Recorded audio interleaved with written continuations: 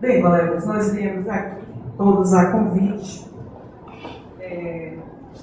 para ninguém vai assinar nada, nós vamos selar a paz entre os grupos, todos os grupos que se movem em defesa da Previ. E eu estou fazendo a abertura desse vídeo aqui, eu vou querer me proteger nas palavras da ministra Eliana Calmon, que diz haver bandidos de toga. Se existe bandidos de toga, imagine os sem togas, né? E é com eles que a gente tem que brigar. É isso. E aqui, tudo que a gente falar vai ser usado contra ou a nosso favor.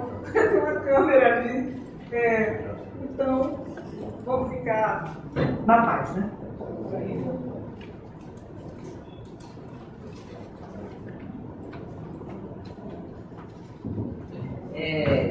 De propósito, eu coloquei na primeira página da pasta esse e-mail que eu recebi do Dr. Vladimir Martinez, que é um advogado especialista em fundos de pensão.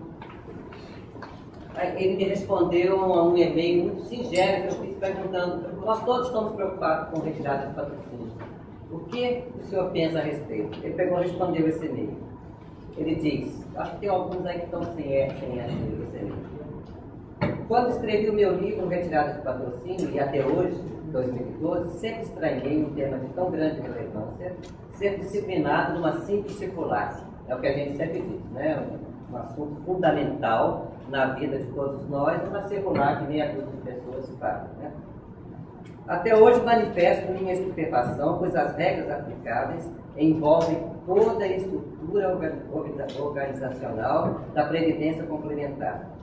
Hoje julgo que o tema volta por variados motivos e não os alcanço inteiramente, parecendo que digo respeito à nova ordem econômica, mundial e nacional, e uma busca frenética à contribuição definida.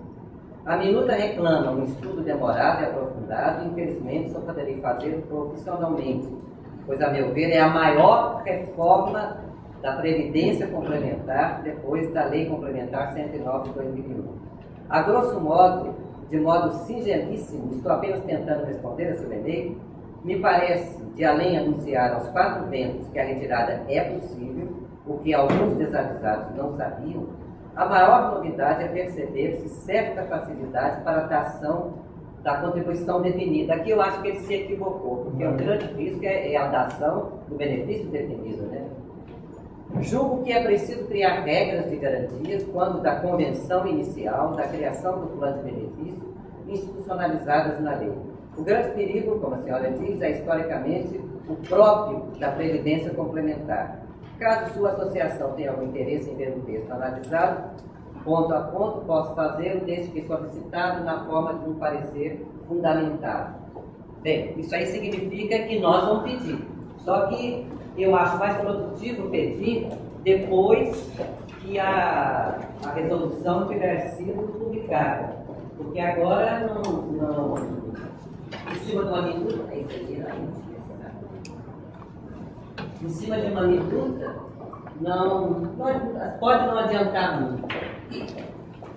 Tá, era uma aula também. Bem,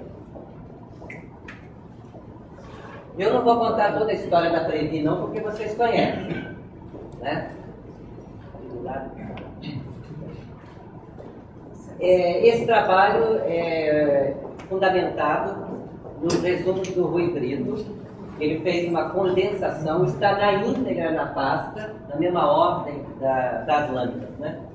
Então, até 67, o Banco do Brasil complementava como empregador a diferença entre o salário recebido dos seus empregados e o valor do benefício conseguido pela Previdência Oficial. Ao final de 66, teve a primeira grande mudança. o banco anunciou que só complementaria o valor de aposentadoria dos empregados que até 14 de abril de 67 estivessem aposentados ou preenchessem as condições de se aposentarem. Informaram ainda que a Previ, então denominada CAPRE, encontrava-se em processo de extinção. Seria convocada uma GE para reabri-la e novas inscrições a partir de 15 de 4 de 67, o que efetivamente aconteceu. Houve repressão, tá? A CONTEC questionou a legalidade da decisão. Houve recurso ao judiciário feito pela CONTEC. Tá? Houve sentença favorável aos empregados. Tá? Foi reconhecido judicialmente o direito dos chamados grupos pré-67, que caberia ao banco a obrigação de verter as contribuições pessoais e patronais devidas a partir das datas em que forem empossados no emprego, se quisesse atribuir a Previ. Esse adendo aqui.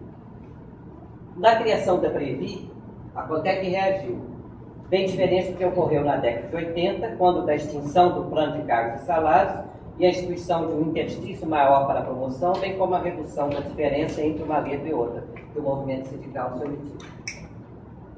O BB já não cumpria compromissos naquela época, já não vertia contribuições. Os dirigentes sindicais alegavam que havia negociado um acordo com o banco, porque o banco havia sido notificado pela Comissão de Valores e pelo Banco Central de que deveria efetuar o registro da sua dívida para com a Previ.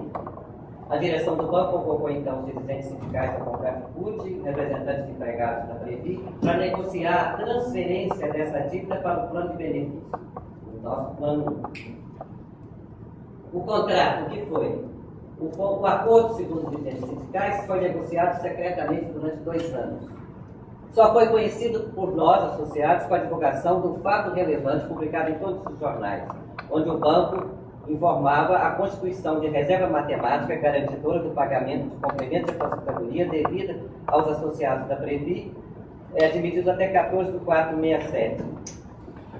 O valor negociado era de 11,9 bilhões, né? Bilhões, 11 bilhões 900 milhões. Tá?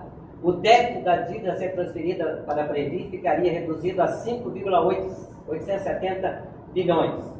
O pagamento desses 5,870 estava previsto para ser feito em 32 anos. A parte dos superávitos anuais obtidos pela Previ, então já naquela época o banco dizia que a parte superávit era dele, contribuiria para reduzir o valor da dívida do banco para com a Previ. Com base na performance da Previ nos últimos anos, o banco estimava que essa dívida estaria amortizada em 4 anos.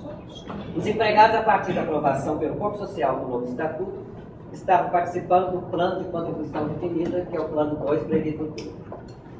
Após a divulgação do fato relevante, o movimento sindical assumiu as glórias, dizendo que era uma conquista histórica, afirmando que a lei dava ao banco o direito de se apropriar de 2/3 dos superávitos da Previ, e que esse acordo garantiria o pagamento de aposentadorias do grupo pré-67, que era resultado e que isso tudo era resultado do trabalho dos diretores. Ainda assim, esse acordo só foi aprovado em segundo turno, e a reforma só foi aprovada, e a reforma estatutária foi aprovada antes de conhecidos os termos do acordo. Um grupo de funcionários foi à Justiça questionando a aprovação desse estatuto exatamente pelo vínculo com o acordo.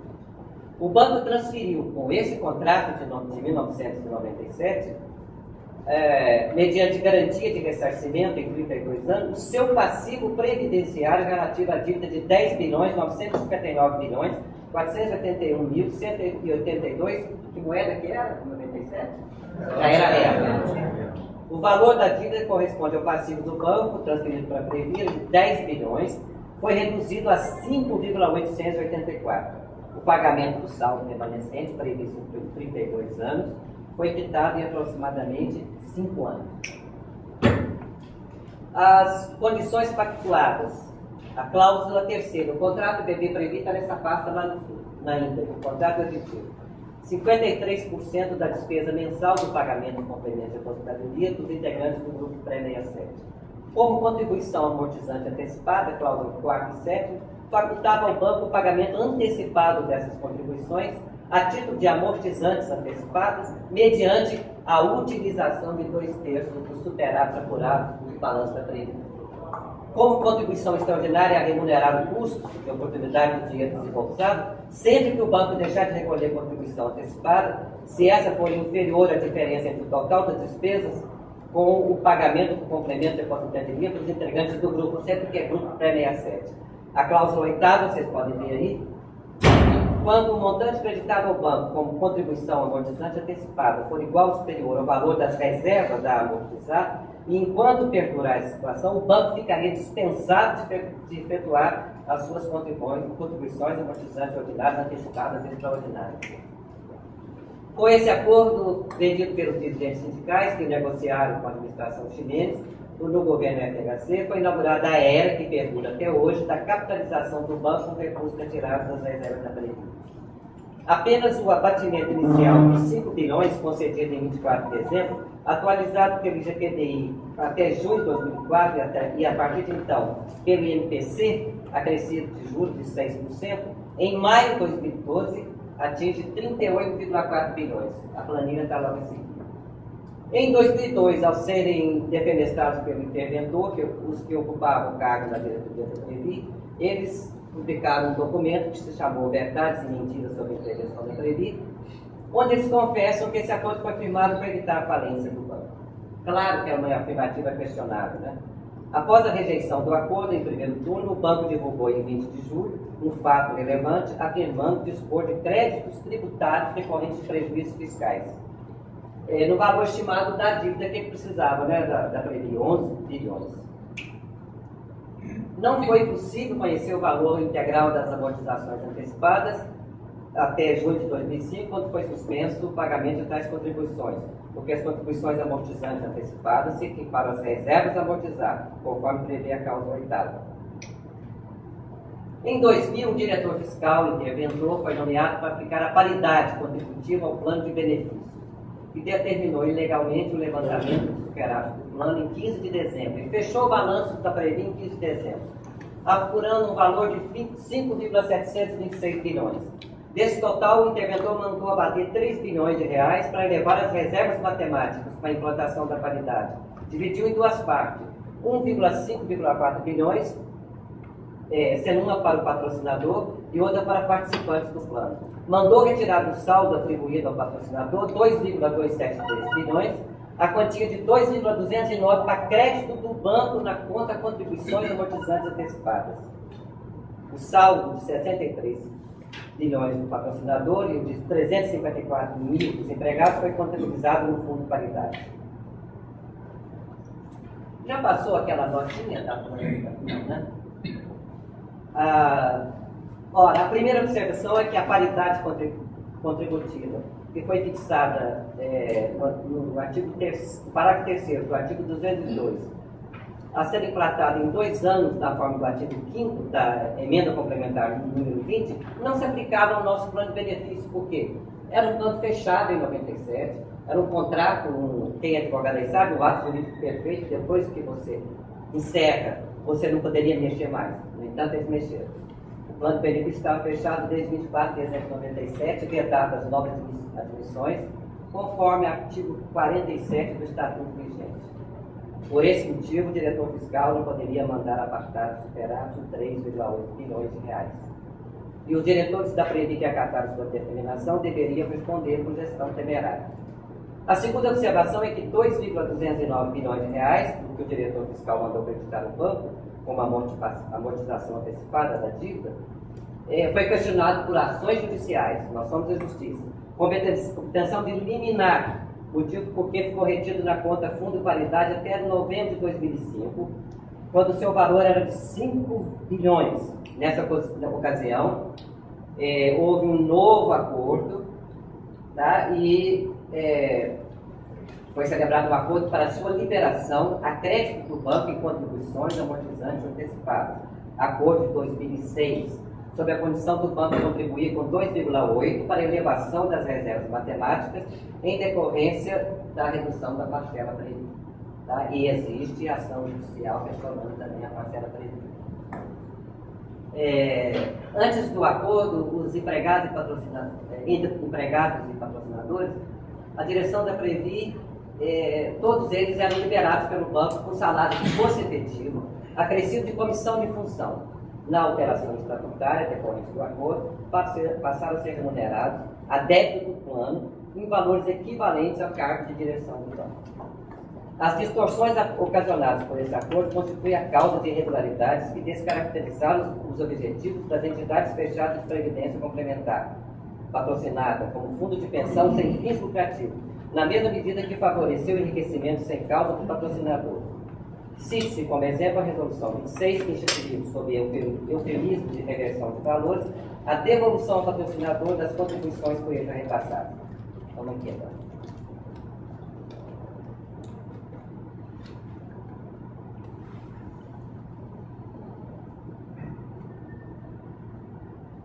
Abaixo, visualizar, demora um pouquinho para abrir, ainda não, frio.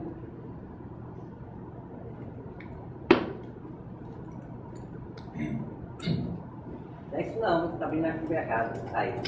Bem, esse trabalho, de passagem, é do Rui Brito. Ele fez uma planilha atualizando todos os valores desviados a partir de 1997. A relação entre os participantes ativos e aposentados do plano de benefício, essa tabelinha também está aí. Patrocinado por empresa privada ou estatal, é disciplinada por um contrato de adesão, uma vez firmado por aderentes, constitui ato jurídico perfeito, protegido pelo artigo 5º da Constituição Federal, contra modificações futuras. Tais são as razões pelas quais foi ilegal a implantação da paridade contributiva aplicada às contribuições pessoais e patronais dos participantes do plano de benefício. Vai na tabela 1. Se não tiver bem claro aí, está na pasta. Tá? Na implantação do acordo BB-Previ, tá? Esse aqui é o ano, o índice de PDI, o índice mensal, o valor que foi retirado dos benefícios. Então essa foi a primeira retirada, 5 bilhões. Tá? Aí vamos corrigindo. Abatimento inicial da dívida do banco, cláusula primeira do contrato de 15 de dezembro, mencionado no fato relevante. Próxima. Aqui em dezembro de 2000, 2 bilhões 209 e 1 bilhão 544. Vamos lá embaixo para ver a explicação disso. Abatimento inicial da dívida do banco, cláusula primeira do acordo, contabilizado como contribuição amortizante antecipada da dívida, cláusula 7ª, destinada a financiar a contribuição do banco correspondente a 50% da elevação das reservas matemáticas para a implantação da paridade. O valor de 2 bilhões 209 milhões foi transferido do superávit do plano de benefício para crédito do banco com a amortização antecipada prevista na cláusula 7ª do acordo de 97. Portanto, não poderia ter outra destinação, como teve até 2006, quando parte desse valor foi utilizado como contribuição patronal para a elevação das reservas inerente à redução da parcela prevista. Próxima. Tá? Vamos lá ver que são aqueles aqui 4 bilhões, as atualizações, 3 bilhões, mais.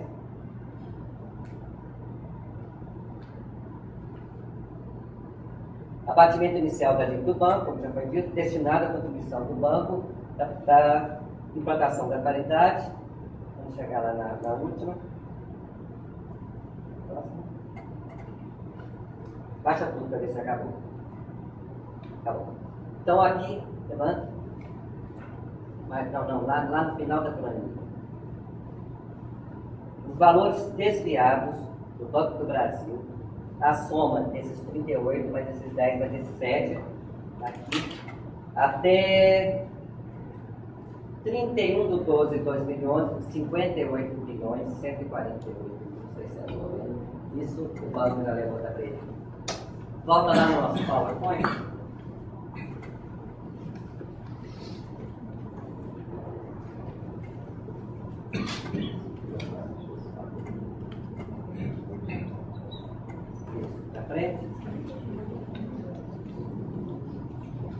Bem, em 2007 o que foi feito? Foi a criação de benefícios adicionais. O que foi feito? Suspensão temporária das contribuições. Tá? Somente a suspensão atingiu dos superados da época 703 milhões. Benefício especial de remuneração calculado na base da diferença do teto contributivo de 75 para 90. Atingiu 21 colegas, consumiu 4 bilhões. Benefício especial de proporcionalidade. Tá? As mudanças... Tem mais explicação. Tá. Esse benefício consumiu até o balanço de 2008 1.685 superávit contributivo.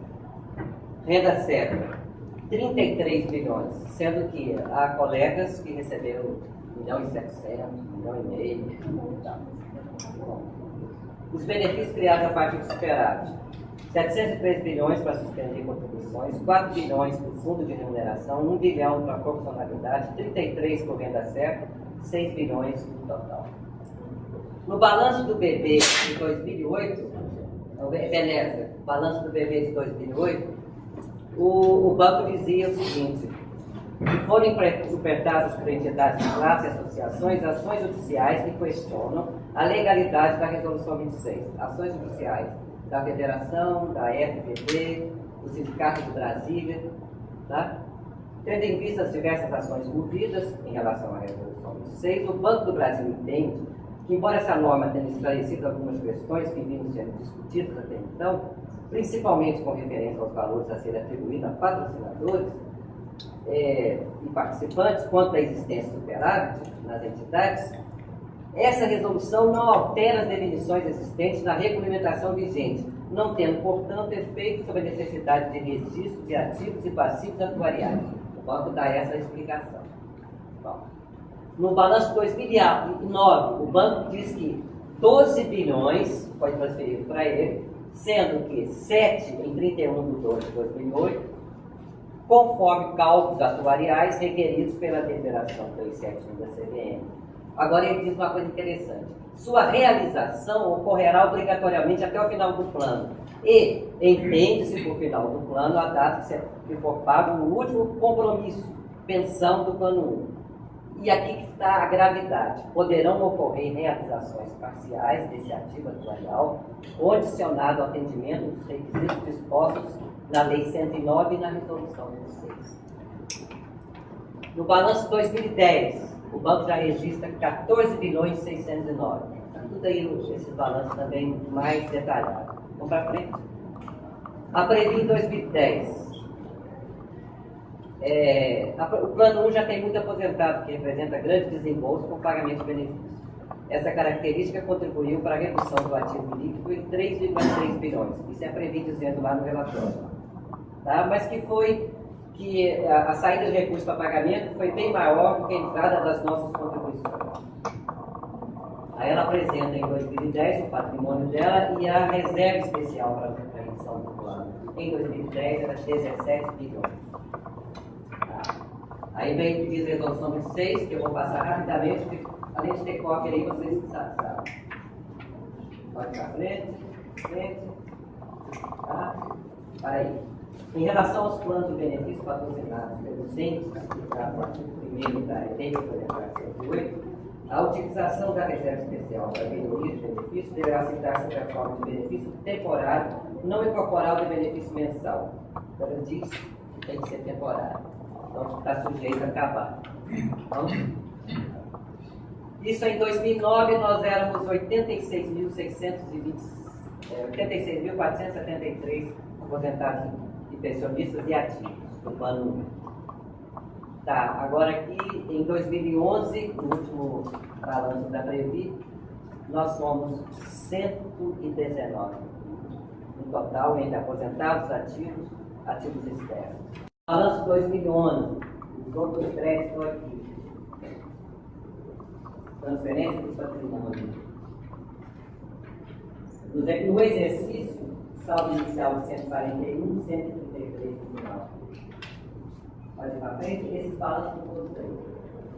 Agora, entramos na história da retirada de patrocínio. Eu pedi ao Dr. Wagner que fizesse um parecer a respeito. Vocês todos estão bem atualizados a respeito das notícias, dos termos da minuta. Então, embora o parecer esteja na mão de vocês, eu gostaria que o Dr. Wagner pudesse falar um pouco sobre a fundamentação do parecer, como o senhor vê essa medida. Deve promover aqui, porque minha voz eu acho que não precisa. Bom dia a todos.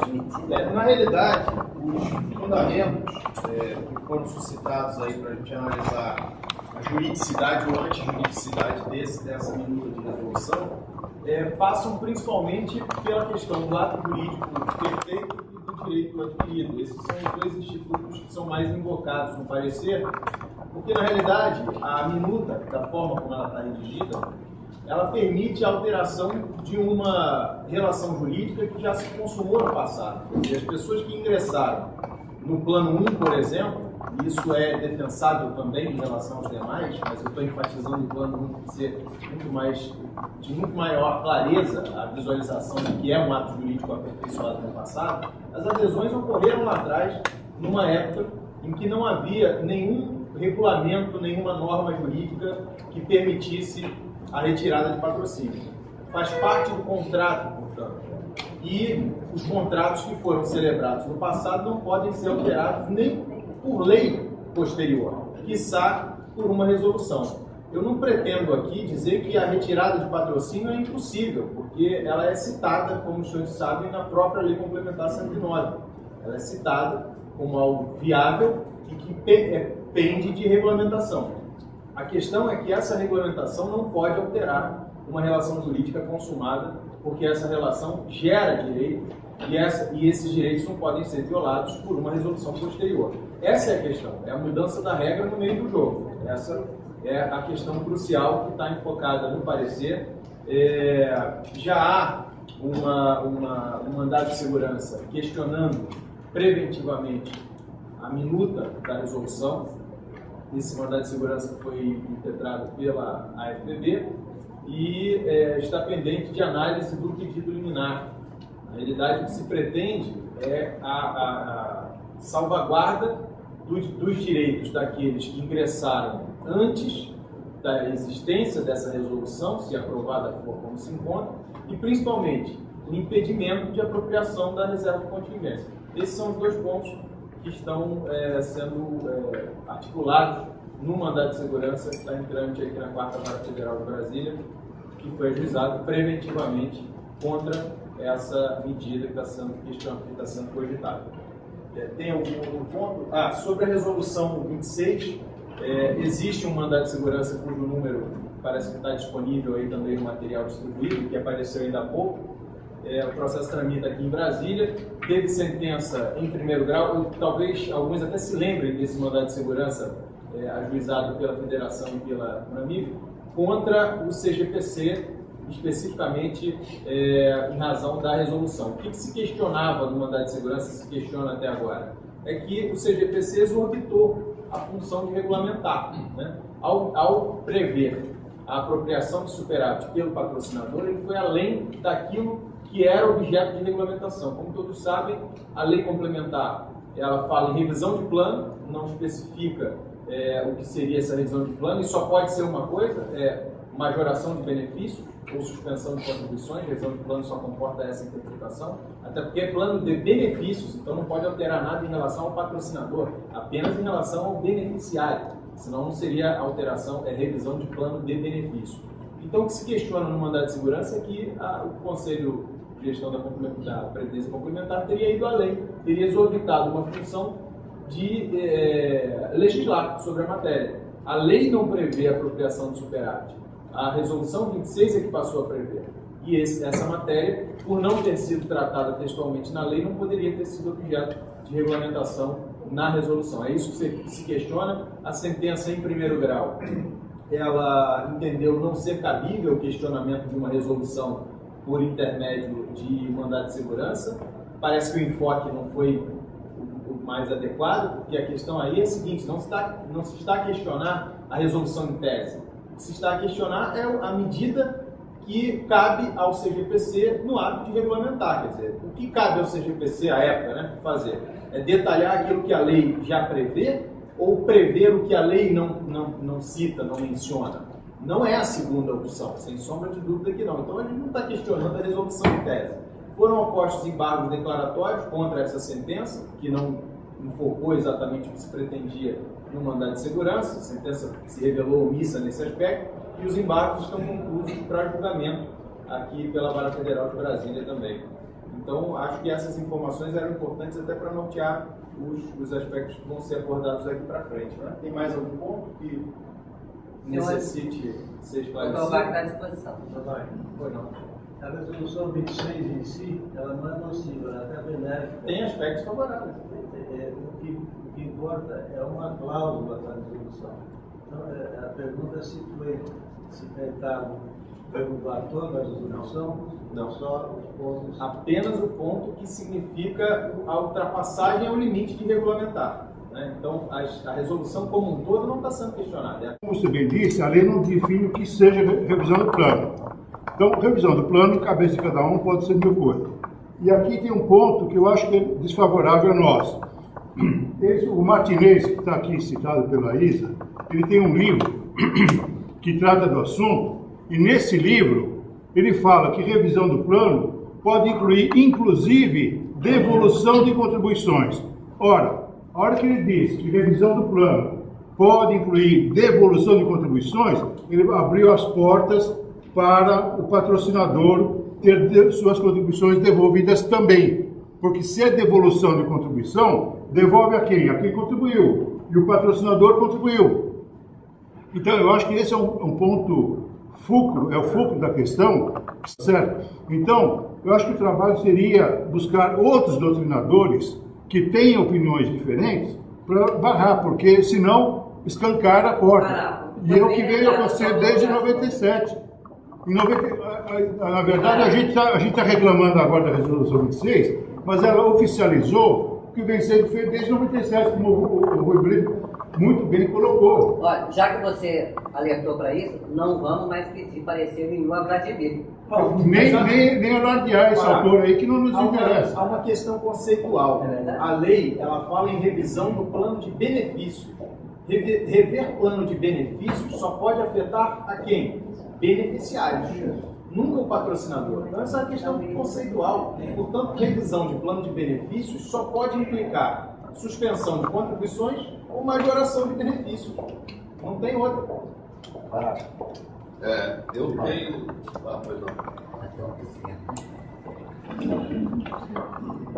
pois não. A interpretação desse texto tem que ser dada pela via econômica.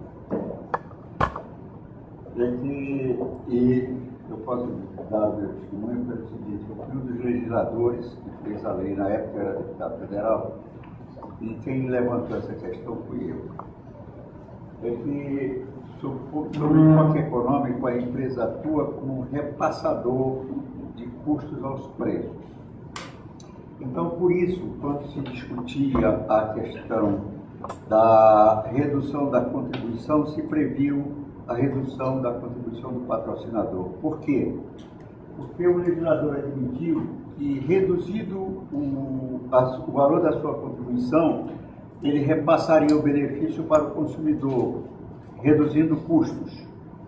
Mas não se poderia admitir a devolução de contribuição ao patrocinador, porque isso possibilitaria o seu enriquecimento ilícito, uma vez que ele já repassou o valor da sua contribuição para o consumidor.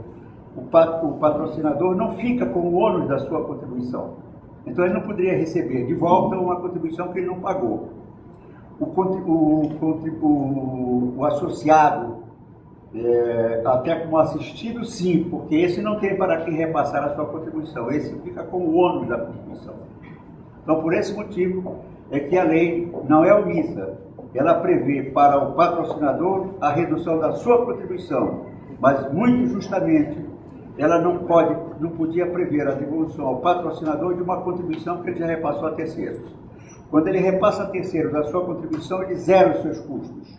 Além disso, o nosso sistema tributário e fiscal concede um benefício ao patrocinador, que é a possibilidade de ele reduzir uma parcela da contribuição que ele já repassou a terceiros antes da apuração do lucro líquido para efeito de tributação. Renúncia fiscal. É renúncia fiscal. Eu não sou advogado, eu sou pragmático e penso. Diferentemente do grande Che Guevara, que era duro, sem perder a ternura, ou era duro e terno, eu sou duro e grosso. Desculpe se há alguma conotação indevida sobre isso aí. É o meu jeitinho de ser. Eu não tenho meiguice nenhuma no meu jeito de ser. Eu acho que nós estamos aqui hoje para lavar roupa suja entre nós mesmos. Tá? Não só para ficar ouvindo o que está se falado. A minha tese é o seguinte, eu tenho algumas teses a respeito desse negócio. Quando se fala em 3 superávites subsequentes e se fala em revisão do plano, essa revisão ela só pode ter um caminho, é para cima. É para beneficiar o beneficiário. Ela não beneficia em hipótese nenhuma o patrocinador, que não é patrocinador de coisa nenhuma. O patrocinador Banco do Brasil, ele não paga patrocínio nem contribuição para Previ, não. Ele nos paga salários indiretos, que estão previstos em contrato. O nosso Brito falou nesse negócio de descontar, esse negócio de não descontar as nossas contribuições, porque nós contribuímos para a Previ. A Previ não está dando benefício para a gente, não. Isso é um plano que nós adquirimos por imposição do tal de patrocinador, que já levou aí, segundo a dona Isa falou, 58 bilhões das nossas reservas, tá certo? Beneficiaram um grupo com renda certa aí, na ordem de 30 bilhões, sei lá o quê. Isso não é brincadeira, não. Então, o fim da nossa Previ, nós temos que tomar muito cuidado, porque eles vão acabar com ele, porque isso é determinação do neoliberalismo de mercado. Nós temos que ser realistas. Lá nos Estados Unidos, na Europa, as empresas estão acabando com seus fundos de pensão. Outra coisa, nós não podemos lutar isoladamente, só nós do Banco do Brasil, não. Já elegeram no Brasil um camarada maluco sob a chancela de que ele ia combater os marajás e privilegiados. E é isso que nós fazemos aqui. E as nossas entidades, que se dizem nossas representantes, foram lá e assinaram todos os acordos que eram lesivos aos nossos direitos. Não estou falando benefícios, não, aos nossos direitos. Como disse o brilhante advogado ali, é coisa julgada e direitos certo e adquirido. Não tem conversa. É isso que nós temos que fazer aqui, gente. Nós temos que fazer uma revolução nesse negócio, chamando todos os fundos de pensão, principalmente porque nós ficamos chamando a atenção para nós. Eu me lembro quando a Veja, nos anos 80, se não me falha a memória, começou uma campanha contra o salário do funcionário do Banco do Brasil. Aquele lixo nunca entrou na minha casa e nem vai entrar nunca, porque aquilo é um lixo. É um lixo, e tem gente aqui que lê. Nós temos entidade aí, por exemplo, que apoiou agora nessas últimas eleições, desprezando, porque eu sou sócio das entidades todas quase. E a FABB lá do Rio de Janeiro, a FBB, sei lá o quê, apoiou uma chapa e não me consultou. E eu sou tão sócio quanto o representante que estava lá representado. E da onde saiu os recursos para ir? Está ali o seu Gilberto ali. Tá? Eu não aceito isso, tem que prestar contas para nós. A não ser que esteja no estatuto que foi colocado dentro do pequeno comitê de ilustres companheiros ocupando espaço para todo lado. Nós temos que discutir isso aqui com coragem, nós temos que discutir isso aqui com franqueza, nós temos que discutir isso aqui. Eu não vim aqui para passar a mão na cabeça de ninguém, eu fui convidado para vir aqui, e quando eu aceitei o convite, eu condicionei que eu ia falar o que eu penso, em função de princípios, de uma ideia que é só para nosso benefício. A Previ é nossa. Eu não aceito também outra tese que eu tenho. O Banco do Brasil não tem que participar da direção da Previ. Onde já se viu, para indicar um presidente da Previ, sai lá um indivíduo, não sei das quantas, com 20 e poucos anos de idade, 40 anos de idade, ouvir as determinações do ministro da Fazenda. Que diabo é esse? A entidade é nossa. Aí sai lá um pau mandado qualquer, as diretorias anteriores da Previ aceitaram todas essas coisas aí, são responsáveis. A outra tese que eu defendo é o seguinte: como existe uma lei complementar, e eu não sou advogado, vou repetir, são teses que eu defendo.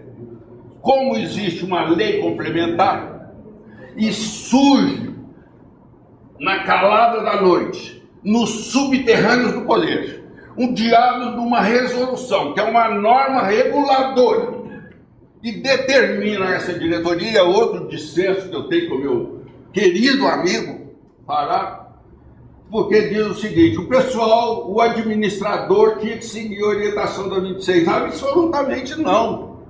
Se existe uma lei complementar e cria-se uma resolução contrariando o que está disposto na lei complementar, o administrador, ele tem que, no mínimo, entrar com um mandado de segurança, com recurso contra o cumprimento dessa resolução 26. E agora vai sair outra resolução aí. O banco já não é nosso patrocinador, entre aspas, desde 97, ou sei lá quando, porque a cada ano, aquele negócio do que a nossa Isa falou aí, que o banco depois pagou 5 bilhões que tinha ficado para trás, o banco não pagou coisa nenhuma, foi a Previ que pagou. Aquele dinheiro da Previ que foi tirado lá de dentro, com a conivência das diretorias da nossa Previ, que vão lá só para se ocuparem os cargos de como é que chama esses diabos dessas coisas aí?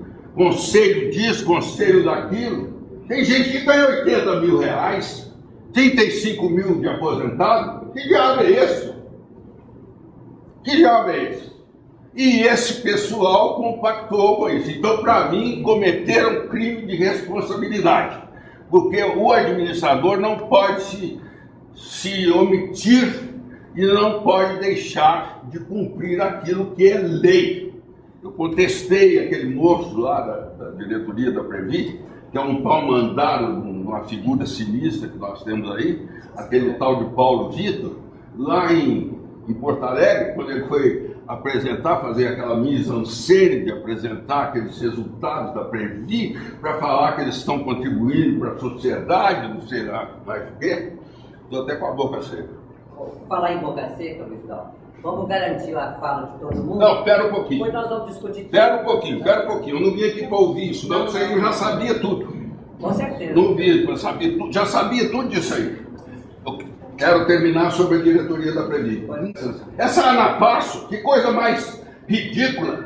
Tem lá uma representante que é uma títere daquele Saceron. Existe, nem sei se esse cara está aqui. Pelo menos sei que ele foi convidado. Não, devia estar aqui para ouvir. Sacerão? Devia estar aqui para ouvir. É nome que me dá urticária.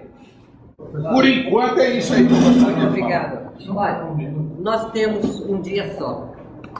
Vocês todos reúnem um cabedal de conhecimento, porque isso aqui seria dispensável. O que eu fiz foi tentar trazer assim, um norte para o debate, tá bom? Nós vamos falar de tudo que o banco já levou da Previ. Excelente isso. Então nós pegamos o começo, que foi lá em